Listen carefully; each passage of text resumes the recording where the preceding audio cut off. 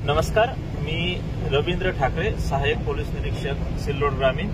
कालपासून सुरू असलेल्या मुसळधार पावसामुळे सिल्लोड ग्रामीण भागामध्ये मोठ्या प्रमाणावर नदी, नाले, ओढे यांना पूर आलेला आहे।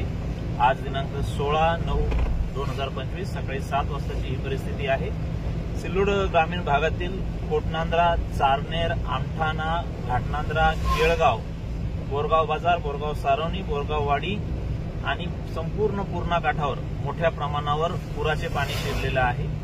त्यामुळे पूर्णा नदीकाठच्या तसेच चारणा आणि केळणा नदीकाठच्या सर्व नागरिकांना आवाहन करण्यात येते की कोणीही नदीच्या पाण्यामध्ये किंवा पुरामध्ये गंमत म्हणून पूर बघायला या पद्धतीने कोणीही जाणार नाही, याची सगळ्यांनी दक्षता घ्यायची आहे। कोणीही जर कुठे अडकलेले असेल, पुराच्या पाण्यात कोणी सापडलेलं असेल तर त्यांना आपत्कालीन मदतीसाठी पोलीस प्रशासन आणि संपूर्ण यंत्रणा 24 तास रस्त्यावर आहेत। कुठल्याही आपत्कालीन परिस्थितीसाठी आपण 112 या क्रमांकावर संपर्क साधू शकतात। तसेच या संपूर्ण परिसरात प्रशासनाकडून तसेच पोलिसांकडून गस्त करण्यात येत आहे। तरी सर्व नागरिकांना आवाहन आहे की कोणीही विनाकारण घराबाहेर पडू नये किंवा पुराच्या पाण्याकडे जाऊ नये।